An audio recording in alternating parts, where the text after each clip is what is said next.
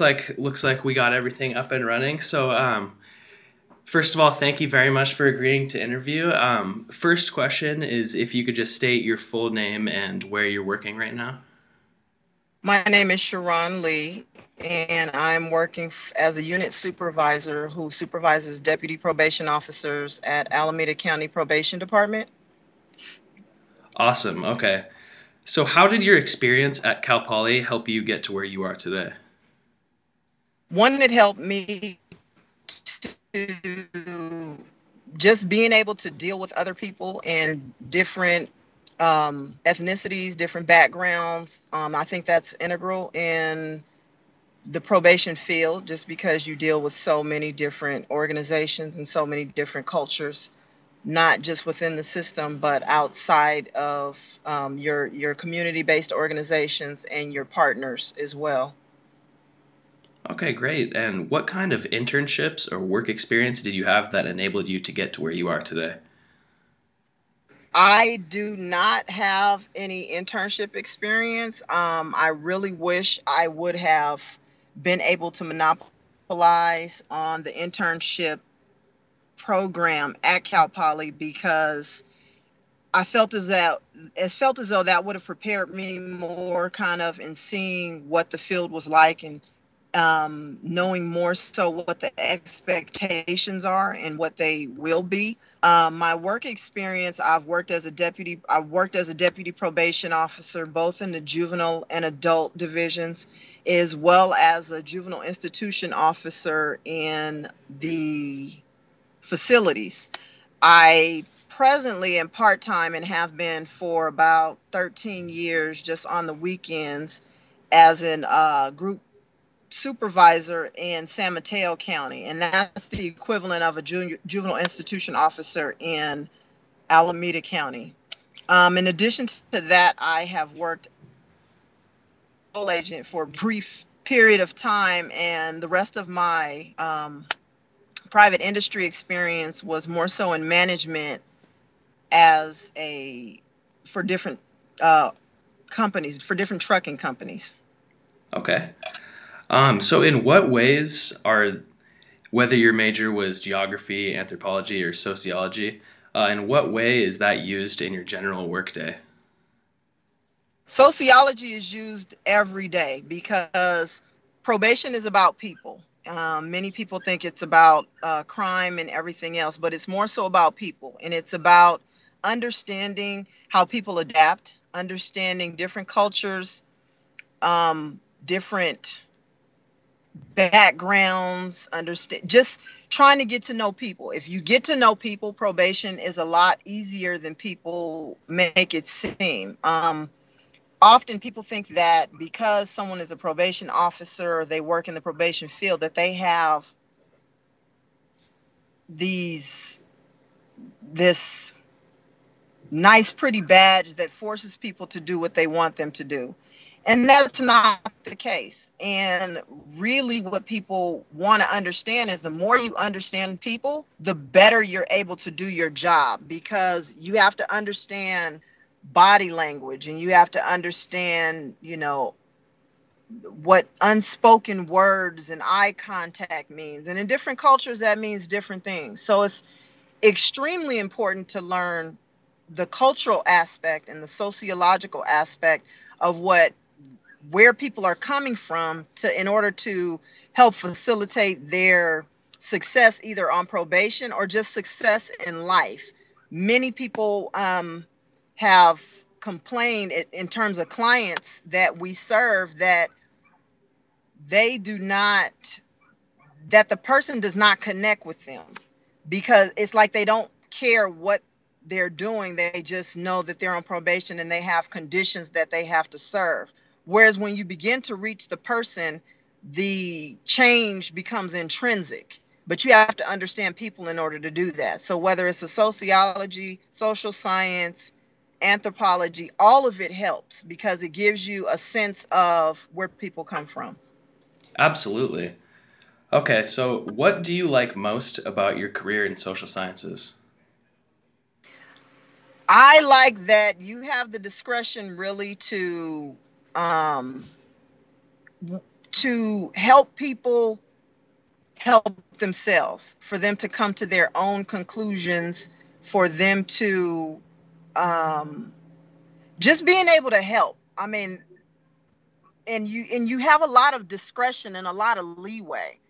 On the flip side of that, you have a lot of um, you have a lot of responsibility. You have a lot of pressure and a lot of stress on you, because the people that you're serving, their freedom is in your hands, and in essence, their families' living situation could be in your hands.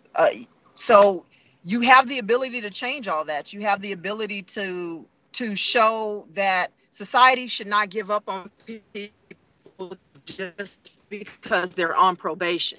That they should, if given the correct or proper resources and adequate resources, they can be as successful as anyone else. Absolutely. Okay, so you briefly touched on this already a little bit, but how would you best apply your social science skills in your career? In my career, the social science skills actually should start in school, and while you're at Cal Poly, because you have the opportunity not just to sit in the classroom, but to give your feedback, give your side of what's going on, and not feel as though my opinion doesn't matter, or um my suggestion doesn't matter, or let me just be quiet because this is a difficult. I think it's especially in the social science field, it's extremely important that we engage young people who are going through school right now, so that they're prepared to have these conversations. One of the things we see a lot now is people are really tied to their electronic devices. So when we have new POs coming into our organization, they have a hard time disconnecting from that and just understanding that people like human contact. So to utilize the time that you're at school, and even after, get involved in some organization where you can really help. You can volunteer, even if you're unable to get into an internship. Use that time to volunteer with some organization that's in need of trying to change, to make changes, and be part of the solution to help them make the changes. Absolutely, that's I great don't know if that advice. answered the question. Hopefully that answered your question. Oh, it did. No, absolutely. Okay, our next question is what non academic skills or experiences would be valuable for potential colleagues or employees? Woo, non-academic skills. Well, I played basketball at Cal Poly, and that was extremely beneficial for me, just because you're focused on teamwork. So understanding that even though you have your own individual caseloads or whatever it is in the probation field, you're still part of a team, and there are a bunch of teams that make up the organization, and each team has to be working adequately for the entire probation team to run smoothly. And many people are like, well, it doesn't affect me, it's not really of my concern. Realizing that, like, when you go in the community and you graduate from Cal Poly, you're not just representing the social science department or the anthropology department or the geography department. You're representing Cal Poly. So when something comes up, it makes the entire organization look good. It makes the organization look good from a department level. It makes it look good from an academic level. It makes them look good from the university level. And then when you become part of an organization, when those skills that you move forward not only make you look good as a person, they make you look good uh, as a unit. They make you look good as an organization and as part of the social service and government field. Because I think sometimes people get a bad name. Government gets a bad name because though there are people who do not pull their weight, there are a lot of people who do a lot for the organization, for many organizations. So understand that when people see you in the community, when you work for probation, they don't say, do you work for juvenile probation, or do you work for juvenile institutions, or do you work for adult probation? They expect you to know about probation. So just as you would when you went into a private industry, it's extremely important to know your organization, whatever that may be that you work for, so that when questions arise, your answer isn't, oh, I don't work in that department. Because as we all know, we've all been to a grocery store or some type of organization where people are like, you ask a question, well, where's this? Oh, that's not my department. That's very frustrating, because you're not just a representative of that department, you're a representative of that store or that organization. Okay, definitely. So, in your opinion, what is more important between grades or experience? Experience. Grades are nice, and I know it's important to have good grades and to pass your classes, but the experience is so much. There are many people who come to, and I've sat on several panels and hiring people. There are many people who had straight A's. When you get to a level where you're getting the job, especially because Cal Poly is held in such high esteem, your grades aren't really questioned. It's more so, what can you offer our organization? And you have to be able to express that. If all you can say is, I have really good grades, okay, that's nice, but we would much rather have somebody who we know can get along with people. We Organizations would much rather have somebody that they know are can step outside of their comfort zone to learn the job, which may cause them to, or make them uncomfortable. You may have to go to someone you don't know and ask them questions to learn more of what it is that you need to know. There are a number of things that you may be asked to do. Grades don't necessarily, the experience, you'll be like, okay, I've been in this situation before. It may not be the exact same thing, but it is, I get it. I can make the connection. Whereas people who just focus on grades tend not to have a very good social setting, because they don't really understand the people aspect of it. Absolutely. What do you feel was your most valuable skill in attaining your career? My gift to gab, probably. Definitely my gift to gab. I was always able to explain something. And in probation, that's really big, is being able, I send I can send someone to prison. I can send, there may have been a time where I submit a report that may be the defining moment in someone's lifetime in prison. So for me, I have to be able to convince a judge in a courtroom and all the parties involved that there's a reason for me to send this man to prison for the rest of his life. Or on the flip side of that, to say, okay, I understand that he has this history or she has this history. These are the things that I've come up with that